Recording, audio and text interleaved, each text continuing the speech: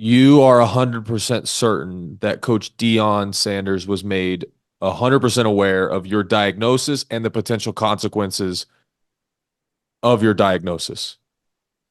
Absolutely. The questions you've all been asking are now being answered. Welcome to another edition of It's All About Who You Know, where influential people talk about sports, faith, and more. Your host is a former Oregon State wrestler, an MMA fighter, and a wrestling coach. Brought to you from Las Vegas, Nevada, here's your host, Caiden Robertson. Wild couple of days, huh? Yeah, it's been cool, man. Nashville, cool. Um, and then, obviously stuff with social media, and it's been cool. It's been fun. So has anything create like you didn't get like a ton of followers or anything like that, did you from it? No, nothing like that. I don't know, as far as like the reels on Instagram, I'm not tagged in those, which, I'm probably thankful for. Yeah. Is Owen getting a lot of hate? What has Owen's perception been? Or Uh, I can't speak for him. I know that he's gotten a little more hate than I actually have, but really? yeah. Yeah. That's crazy. What have been some of the it's so stupid, man. And some of the comments you're like, okay, yeah, you didn't read it. Like there's no way that you read it. There's no way that you actually listened. You're riding on Dion and he can do no wrong. Like it's like political parties, like you're just gonna go say something negative about Biden if he put something out there. Like this guy's an effing idiot. And he could have said, hey, we think it's good to pray and do all this. Like people are just gonna say what they want. Or, Trump like, oh MAGA, like F this. It's the exact same thing. Yeah, through like the whole experience, you realize that the truth hurts. I mean, and Yeah. like the truth bugged people. I mean, Right. it just and that's exactly what was said. What we talked about, the experiences we shared, that's 100% the truth. And that's Right. what happened. Right. Yeah. My biggest takeaway was, you guys did a very good job of being neutral about it. All you did was, this is what happened. And you didn't even say how you felt about it. I mean, I think you kind of gave like, I wish we would have gotten that opportunity to talk to Dion, to meet him, to, share our faith. But, you guys, so walk me through this. How did the whole deal, because we had planned to do basically what Jason did a day later, but the day before we had planned it. So walk me through how that whole Yeah. situation came about and how you guys stabbed me in the back. Like just I'm just kidding. I'm I'm genuinely joking because I want to say this to you as a brother. I did have a moment of weakness where I was very selfish. And with that story, I wanted to break it. And I was more concerned about that than you telling what happened. And I don't know if I've apologized to you, but it was not one of my finer moments. And I am sorry that I felt that way. So will you please forgive? Oh, I appreciate it. Will you? Yeah. So, I mean, we were kind of, I mean, we were talking about Jason Whitlock, and how it'd be so cool to, get the stories to him and blah blah blah. And Right. uh dude, Owen sends him a DM, and the next he sent it later in the night. He sends him a DM, and the next morning he wakes up to a message back from Jason, saying, "Hey, call me," with his number. Holy And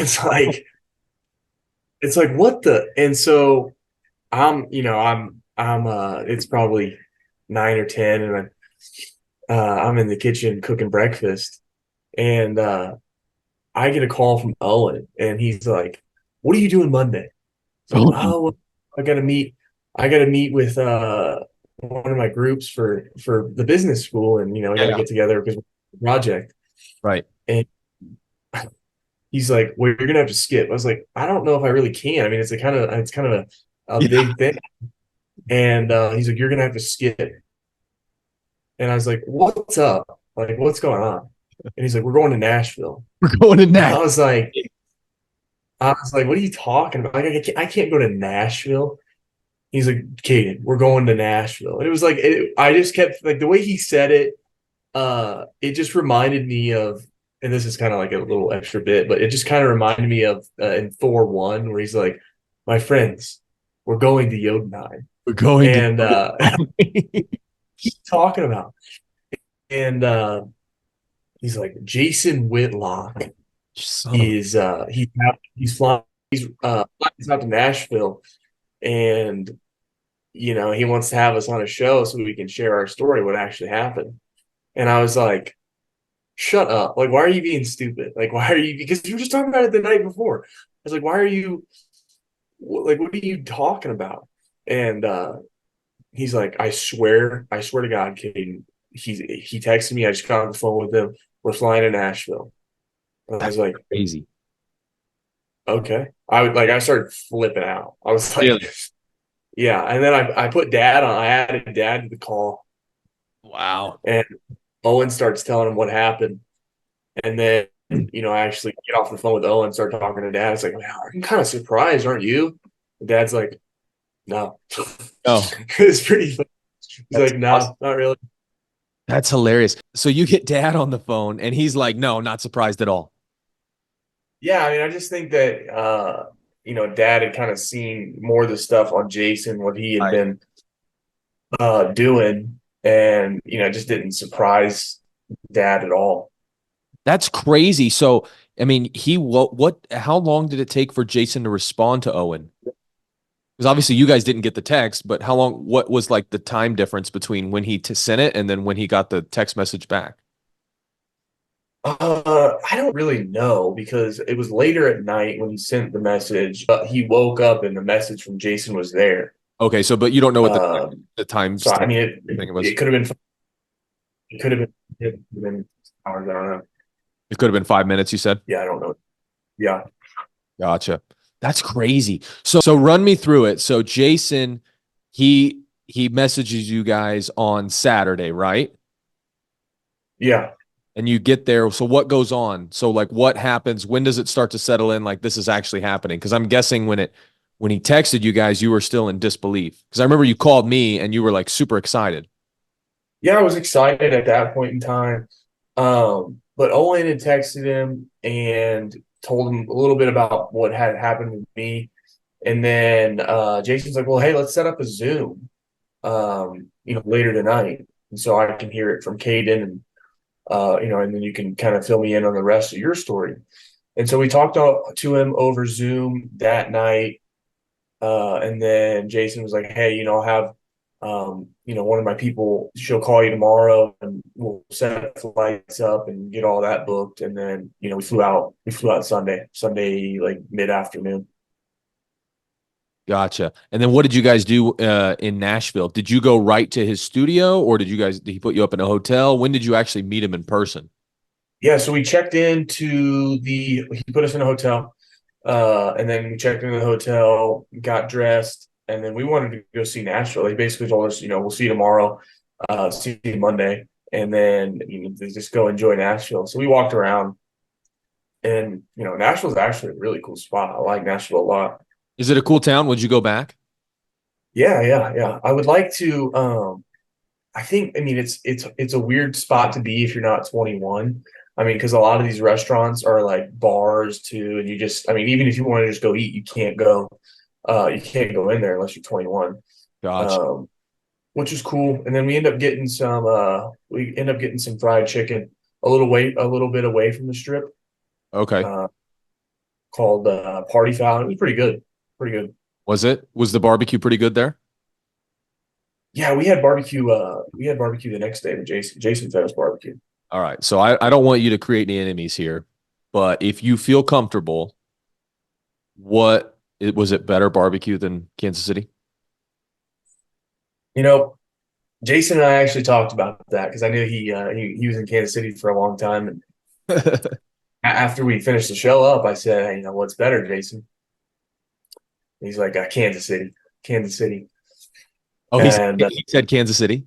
yeah, Oh, But no, it was I don't know the exact place that we got it from because it was catered and brought to the studio. right. It's good. I mean, it was really good. The ribs were tender and the brisket was really good. Huh. Uh, it was good. I mean, it's as far as barbecue goes, Kansas City, especially Q39, is like it's something else. You know what I mean? It's like far Right. above. Right. It's like Vegas. Like I really am reluctant to eat barbecue in Vegas, but Nashville seems like a place, because I'm a Kansas City guy, right? Like I won't eat frozen custard unless it's at Andy's. And same with barbecue. Like I'm very reluctant to eat it unless it's in Kansas City. But it sounds like Nashville would be a place like you can get your fill of barbecue. Like it's a good spot. Yeah, definitely, definitely. I mean, it gets its due. It's up there. I mean, It's I good. think like Tennessee, Nashville area, Texas. I've heard Memphis is good. I've heard North Uh, Carolina's really good. Actually, uh I've had barbecue in North Carolina, I believe. Really good. Either North or South Carolina. I can't remember. We went on a wrestling tournament to one of the Carolinas.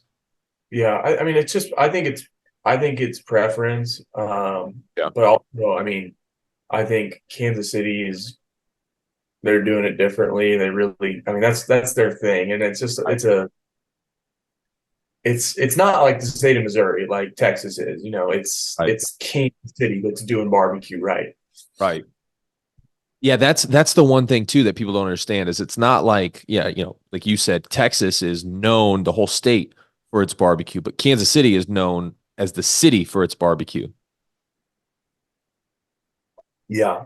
But I wish I knew the place that he catered because it was really good. And they had like a dry rub rib and then they also had like something that had a little bit of glaze on there too. Yeah. So was there a lot of interaction outside of the actual podcast? Like you guys hung out with Jason that day? Like how did that all go down? He's a busy guy. He's got a lot of stuff going on. So he got to the studio, talked to us, and then and he was cool. Was happy we were there, and but then TJ, one of his guy that kind of sees over everything and kind Right. of produces the show almost. TJ Moe is a phenomenal guy. He kind of talked with us, entertained us for a while until we actually went on, and yeah, it was just a great experience, man. That's cool. So, okay, so I gotta ask, and I'm surprised this isn't like the number one comment, but why did you think it was a good idea to be chewing gum while you're on TV? Well, this side of my jaw is actually smaller Oh, okay. than the right side, so it never rests. You always got to So you can't work. take an hour away from building up your jaw to like, I don't know, look good on TV. Michelle and I are watching, and we're so proud of you, by the way. I don't want anything to be taken away because I'm picking on you. But there was a few moments, the gum, she was like, we were both like, why is he chewing gum? Like maybe he could have done a little bit more due diligence there, but it was funny. There was one moment where you looked at your cards because you had your notes and you looked at it like right in the middle, and it was just so funny. You were like, it was actually April 20. I had the dates. I had the dates memorized, and I knew it was gonna be on TV, and a lot of people were gonna see it, and I wanted to be sure that I got the facts right, Right. and I had the dates right, and and Jason told us, TJ told us too, hey, it's fine to look at some notes if you need to. Cue cards. Has cue cards. It was just funny because they like almost looked like they were going to turn away from you, and then they didn't, and it like almost zoomed in on you looking at the cue cards. It was just a funny moment. So Yeah, it was cool. It was cool seeing you on there, and I thought you and Owen did a really good job. Um, Owen is, and I'm not saying you're not, but I've never met Owen. I've only talked to him a few times, but he's a very well spoken individual. Good friend you got there. yeah, definitely. He's interesting, man. He's probably the smartest friend I've ever had. I mean, he's got a photographic memory and all that stuff. Is that a real thing? He really does have a photographic memory. Yeah, like so if he hears something, like I was in econ with him last year, and if he hears something in lecture, like I mean, he just doesn't forget it. Like Really? it's wild. You tilt the screen down a little bit. There we go. Nice. Um, Gotcha. What are some of the funniest, like what has been the reception? Because you said you didn't get a ton of like Instagram followers or anything like that. Did your Twitter blow up? Are people reaching out to you? Is there a positive, negative? Is it a mix? What's been like the reception for you? Obviously, it's a lot of it's been good. I think we got on there and like you said earlier, we just told our experience. We Right. stayed neutral. We didn't talk about how we actually felt about the situation. Uh, um, so as far as like negative stuff to goes, I mean, you're just people that say negative stuff are just they didn't watch it or they're gonna ride with Dion no matter what. Right. He could have raped somebody and they'd be like, this girl, like, it's like, okay, you're, you know, whatever, you know? Yeah. Yeah. I got some people because I posted a reaction video to it, and it's actually done better on my second channel than most other videos that I have. But one of the funny ones I read today was I don't know that I think it's funny because the thing about haters and people like commenting, especially doing like a public comment, I don't know if they don't realize it or if they just don't care, but it only helps you build traction. So for every one hater, there's probably like 10 people that really love you, but they're Well, not that. you're kind of spilling some secrets, and so we don't want them to know. I know. We don't. Um, Michelle and I were actually talking like we should make some shirts that say well actually I don't want to say this. I'm not going to say this part. I'll text you it. Remind me to text you my shirt idea. But they don't realize like they're actually feeding into the algorithm. So everything they're doing to like try to break you, if you can just remember, they're like that was like our first video that we did, it blew up because everybody was like hating, but it's like there's money involved. People like they're promoting it themselves. Like I don't have to do anything.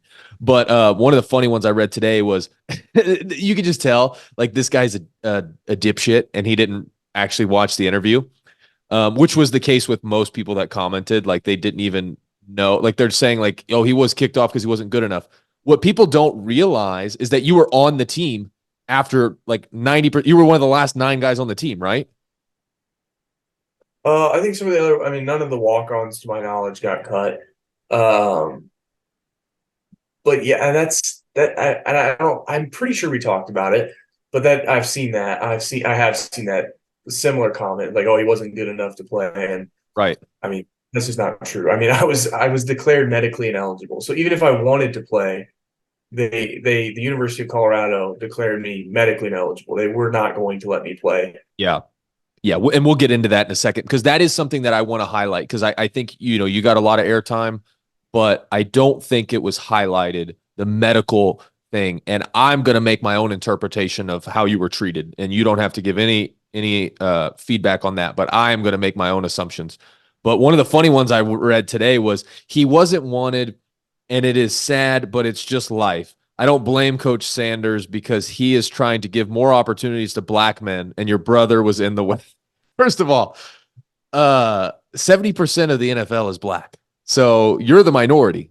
Like if we're going to have diversity and equality, like, I'll just leave it at that. He was also part of an absolute joke of a team, and he definitely didn't deserve respect to be on the team. So, okay, because you're not a starter, which that was not even able to be determined because you had a medical condition where you could literally die on the field. You don't deserve respect. But okay, the world is a rough place, and he has to stop bitching and belly aching. I'm guessing this troll bot meant to say belly itching, but he's retarded, so he messed that up. But is that basically what you've been getting as far as the negativity goes? Like just stupidity of people not understanding or not have listened to the fact that you were not kicked off the team. You were declared medically ineligible, and they basically ghosted you. Yeah, I mean that's a bit. I mean it's very clear that a lot of these people didn't watch it, and yeah, it's like, and that's what's made clear is that they don't understand that I was declared medically ineligible. That Right. they don't understand the fact that I wasn't cut. they don't understand the fact that, my roster spot I was removed from the roster because I was medically disqualified. Right. So why don't you do this? We got some time here. I want you tell the audience what your medical condition is, how it came about, and give that whole layout of the timeline. Okay. Yeah. Yeah. So yeah, I was having I talked about this on Jason's show too, but I was having some problems in the weight room. I was just getting lightheaded. And then, one day I actually collapsed. I got out from underneath the barbell and I collapsed. I mean, I fell down. Like legs just went and I fell down. Mm-hmm. And I couldn't stop throwing up. Just no matter, like, I was throwing up, I couldn't keep anything down. And this was going on for weeks, probably 3.5, 4 weeks. And I was just, kind of pushing through it. And, finally the trainers had seen some stuff and they, obviously I collapsed. So they sent me to the training staff and told them something's wrong. Like, like my body's not working the way it should be. Right. And so, then they go through tests and, CT scans and MRIs and, then they're like not satisfied with the MRI. So they got to do a contrast MRI. Basically they put fluid through my veins so they can highlight stuff in the MRI. And it's just, it happened. I probably did 4 or 5 MRIs in the span of a month. What did they originally think you had? Like a heart murmur or something? Well, I do have that. That's what okay. I was. Okay. So they sent me to the cardiac, Right. and then they trying to stress echoes, stuff like with monitoring my heart, and they ended up finding an arrhythmia in my heart, which was giving me problems. It was affecting my blood pressure, and that's why I was having the stuff going on with my head. That's why I was getting lightheaded and I actually fell. But so in the MRIs that they had seen something in my neck, and they didn't know what it was. They thought maybe it was an injury or whatever. So coming up on spring break, right before spring break, they sent me down to right before spring football was about to start. So right before the pads are about to come on, they sent me down to Denver. Like, we're going to send you to the neurosurgeon, just precautionary. Right. And he'll clear you so that you can come back after spring break and start football with the pads on. And I'm excited. I want to get back on the field and prove what I've been talking about. And so I go down there and I'm not expecting anything. They take my blood pressure, just basic entry stuff when you first get there. And he comes in and he's read the MRI. He's already seen it. He has his own, belief of what's going on. And he basically tells me, hey, this is what you have in your C1 cervical spine, what you have in your spinal cord is what is called a cavernous malformation. And what those cavernous malformations are is they're a clumping of veins and arteries and well, not arteries, but veins and other tissue that's just not supposed to be there. And so, like, to put it in the simplest terms that people might understand is, it's a lesion or like a benign tumor, but it's because of where it's at in my C1 cervical spine that makes it such an issue. And, he tells me, like, with these cavernous malformations, they have the ability to rupture. And because of where yours is at, again, in my C1 cervical spine, if it ruptures, you'll die. Like, you'll lose it. You'll lose function of everything below the neck. You won't be able to control your respiratory system, and you'll die. And like, if nobody's there to give you assisted breaths, like, you're gonna die. And he wasn't. And I'm super thankful for him, being just blunt and straightforward, because I didn't want him to beat around the bush at all. But he just gave me. And then so he goes into what you do about it. I mean, you can have surgery, and then you risk the potential harm of your body and your basic livelihood. I mean, because you touch that spot in the body the wrong way, and I mean, you could become a quadriplegic, you could die, you could lose functional limbs, like you could lose, you could you could have neurological damage, like I talked about. So it's just a big issue, and then or you could leave it there, and just hope that it doesn't go off. But I mean, that's basically the rundown of what happened. Okay, so now during all this time, you're still technically on the football team, correct? Yeah, I'm still going to everything I can. The only things I missed were, um, stuff for doctor's appointments. If I missed something, I was at a doctor's appointment. And so I was still going to film meetings. I was still going to team meetings. I was still going to, everything. Still going to watch practice. Got up early in the morning to go watch conditioning. You name it, I was there. So now at this point, what kind of interaction, if any, have you even had, and how long? So what kind of interaction have you had with Coach Prime, and how long was he the coach at that point when you're getting this diagnosis? Um, Interaction. I never spoke to him. You never, okay, so I remember you saying this on Jason, but you never actually had a conversation, never shook his hand, nothing. No, no. Wow. And what is the interaction with the coaching staff that he brought in as you're going through this? Is there like, hey, Caiden, we hope you're doing okay. Like, keep us updated, keep coming to everything. What is the interaction there like? So I told my position coach, linebacker coach, what was going on, and I basically just illustrated to him what I just told you, um, and he was taken back, obviously. And then in that same conversation, I told him, hey, with everything that's going on, there's a lot to figure out, between me and my family, and getting second opinions, and figuring this whole situation out. What's the best plan of action? Right. So I expressed to him that hey, I would love to have a conversation with Deion. Talk to him. Let him know what's going on with the family. Where we're at, where our heads are at with what to actually do, and then after we figure everything out, let me in the meantime, let me be a part of the team, right? I want to help out, be with the linebackers, just be associated. Right. And I never got that conversation. And also, I want to make it clear that he was getting it from the linebacker coach, Coach Hart, and then the training staff was. I mean, they give him medical reports every morning. They give him So who's reserve, who's got what, who's sick on that day. right. I mean, So let me get this straight, okay? Just because I know, but I want everybody listening to know. You are 100% certain that Coach Deion Sanders was made 100% aware of your diagnosis and the potential consequences of your diagnosis.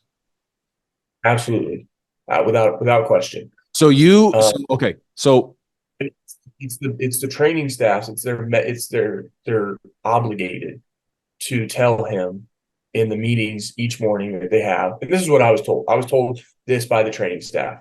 yeah, The people that I meet on a day-to-day basis, right, that this information has been given to Dion, and and that was one of the first things too. They asked me, we gotta get the information out, but we can't give that unless you say it's okay. And so I said, yeah, absolutely. I give you consent, and I sign my signature, right, giving consent to reveal the information to Dion. okay, And so I was always on the medical list or whatever they have there, that they give to Dion each morning. right, The information was given to him in at two different directions, if you will. It was given to him by my position coach, my linebacker coach, and then yeah. it was also given by the training staff. So this entire time, Deion is made aware of everything that's going on with you, even the fact that you could potentially, if you take a hard enough hit or hit somebody hard enough, have like a Damar Hamlin situation where you stop breathing on the field and somebody has to come and resuscitate you. He knows this. To my knowledge, yeah. To my knowledge, they conveyed all the information to him that was conveyed to us. Wow. Okay. So you have a player that could potentially die on the field. And what interaction or not interaction, but what kind of communication was after this diagnosis? With Deion himself or No, with no, no. the training staff? You've never had any type of communication with Deion, correct? Since before, No, nothing. no, So what kind no. of communication was there? Because eventually you're off the team, right? So Yeah. leading up to that, how does that happen? And what happened before that after the diagnosis? Yeah, basically they just told me, you know, we're gonna declare you medically ineligible. Okay. We're not gonna let you play anymore. It's just you're too high risk, which Okay. is at this point, I mean, at that point with the diagnosis, that's understandable, right? As Right. much as I hated, as much as I'd worked to be there and wanted to play, Right. that makes sense. Sure. Um, as far as that other stuff goes, I had had conversations with linebacker coach, strength coaches, and they asked me questions like, what do you want your involvement to be like, basically? I said, well, hey, I want to be involved. I want to be involved as much as I can. Right. Uh, Whether it's, I'm throwing the football in endos or, helping out in just any way I can. And, they basically said, I don't think that's a bad idea. Okay. And then, so obviously you go home, I mean, you're with this type of diagnosis, like you get home Yeah, I remember and you then you go into things. Yeah. And then you get into things like, what do we do next? Right. And that's, it just makes sense to get a second opinion. So that's what we did. This whole time, I had reached out, saying, hey, I'm home for the summer, obviously. Um, I can come back if need be, if I need to be involved.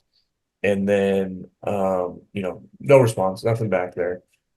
And then so I get back and and the next semester starts, this semester that I'm currently in.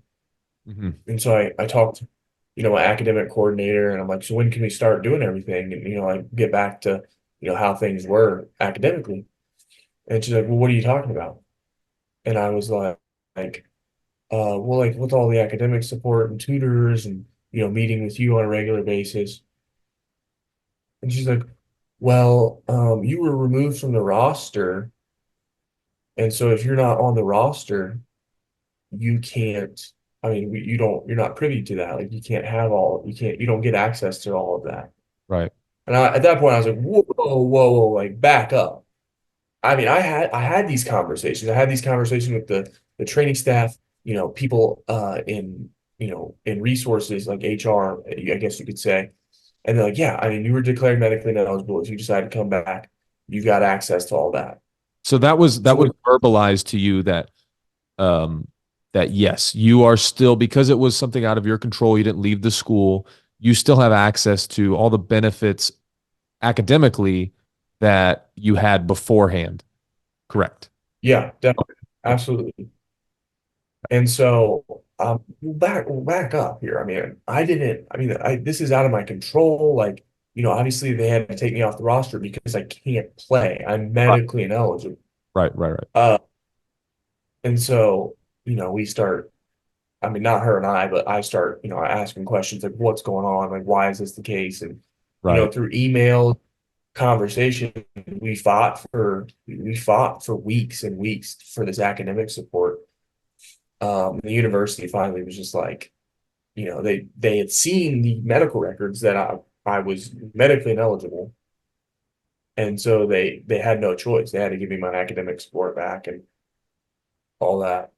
So they tried to, now did they do this with they did this with Owen too, right? Where they took his like they tried to take his everything that came with his scholarship, right? Like his academic support and everything. They tried to do this with him too. Yeah, they did all the. I mean, and he never got his academic support back. Really? But no, yeah, Okay, he never got it. okay, so for people that don't understand, um, this is like kind of uncharted territory because up until the NIL stuff, you could not kick scholarship players off of your team unless there was some kind of misconduct. Is that correct? Do you know that? To my knowledge, yeah, I mean, So yeah, Deion and the University of Colorado tried to be really the first team ever to reshape a program by kicking off everyone and taking away their academic support, taking away their scholarship, and saying you do not have a home here. And then normally how that works. So when I was at Oregon State, we had a team, the swim team lost their program, and the way that works is you are able to stay here and maintain your scholarship. Your school still paid for all that stuff. And you're able to get academic support the same that you had it. The only thing is you're just not a varsity athlete. You're not competing. And it's the same, from my understanding, with these situations. Now the University of Colorado tried to take your academic support and they took Owen's academic support and he was on scholarship, which they cannot. yes, And Deion was able to, by whatever rule changes, kick off guys that were on scholarship as opposed to doing what everyone else that's changed the program has done, is used the team that was already there pre-existing. yeah. I don't know the exact rules on what he's allowed to do. Right. I When he was hired as the head coach, he was given, um, he was granted this power, if you will, and he was allowed to go about, you know, in the manner he felt necessary by the athletic director. Yeah. And It's crazy. We need to look up the rules. If anybody has a link and is listening or knows what the rules are, please leave it down below because I do want to look up what the rule changes were. And I do want to hear, what was violated and just legally if there's any kind of recourse, because this is ridiculous. You can't take away somebody's academic support who was on scholarship.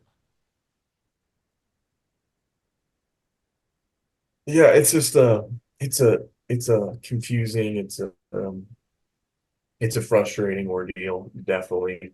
Yeah. Uh, and they took our meals too. We ate Monday through Friday, 3 meals a day. They took that, which I never got back. Neither did Owen. Which is frustrating too. But you know, Yeah. Hmm. Oh, that's, I don't know enough about, so I remember when I was at Oregon State, they changed coaches, and they got Coach Smith. I don't know enough about that situation, but it was pre-NIL. And I believe Coach Smith he was not able to kick off any of the 75 guys for performance reasons, or for lack thereof performance reasons. I believe he had to change the program with what he had. And Oregon State's done very well. Um, it seems to me that all of this rule changing and kind of selling your soul was in order to win games immediately and not have to have a rebuilding season or, get some of the guys out to get some of the guys you want in and kind of filter through.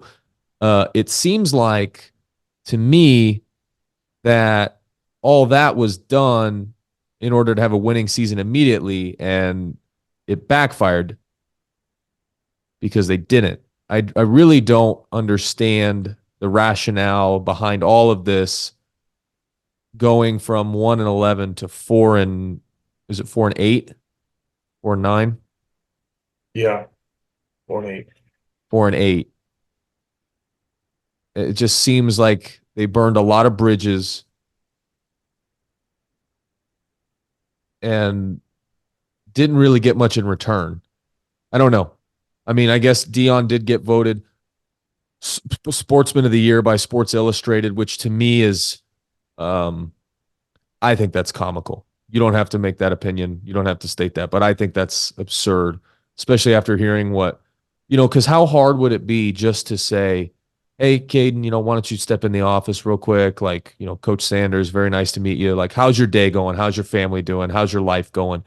This is tough, man. And, we're both men of faith. I want to pray for you. I want to make sure that you leave here with everything that we can offer you within our power. If you need any kind of help, if you need any kind of, medical resource, counseling resource, you were a player here, even if you weren't mine for very long, you were on this team and we want to support you, but there's none of that. And I don't understand that. I don't know how you can be preaching. Sorry, go ahead. I mean, what I'll say to that is even if you tell me, hey, you're medically ineligible, um, you can't play, and we're gonna have to remove you from the roster. You go ahead and have that conversation with me, right? Mhm. And Yeah. it's the problem is not that I was removed from the roster. The problem is that I was not given the opportunity to have that conversation, Yeah. not given the opportunity to express the information or give the information to the head football coach um, that I felt necessary. I And feel, yeah. Yeah. What do you think the reasoning is? Do you think he's just such a busy guy that he can't make time for players? Do you think it's like one of those things like you don't name your cattle because you're going to kill him one day? Like what do you think? Because that's how I see it. Is it's like I'm not going to create any relationship with them because then it's going to be harder to pull off the Band-Aid. well, I mean, it's hard to say because there was walk-ons that were there, and um, most of them are still there or played this last season that were not kicked off the team, right? And so and I do know that he had relationships and had conversations with those players, and so I can't to sit here and speculate why he wouldn't meet with me. I can't do that. I don't know. I have no idea. I don't know if it was malicious or he they were just oblivious to what actually was going on, even though the information was given to them. I don't know. Yeah. Yeah. Hmm. All I know wasn't I wasn't granted 5-10 minutes like I had asked for. I don't feel like that's an unreasonable request. 5 minutes with a guy with your coach. I don't feel like that's an unreasonable request. That's why, I mean, yeah. Yeah. Well, Caiden, I appreciate you coming on the show. Sorry we had some technical difficulties. Hopefully when I edit it out, you won't be able to tell any of those. But anything else you want to say before I let you go? Not really. Okay. All right. Well, again, I appreciate you coming on. I appreciate you telling your story. So grateful that Jason gave you the opportunity for you and Owen both to tell your side of things and just kind of expose and create some level of accountability to this situation because I think it is crazy that you know coaches are leaving, players are decommitting, his girlfriend of 12 years is decommitting to him, and yet he gets Sportsman of the Year, and all these things are happening, and he couldn't give you guys the decency to at least say, give 5 minutes and say, hey man, I hope that you're doing okay, and as a Christian, be able to say, hey, can I pray for you? So Deion, we're praying for you. We hope your heart turns, but yeah, I'm not convinced that this is acceptable behavior at any level, and it is really sad to see. So to all the haters out there, continue commenting and continue spreading your hate, because that only helps drive traffic to the channel. So, and the biggest thing is we want this story to be heard.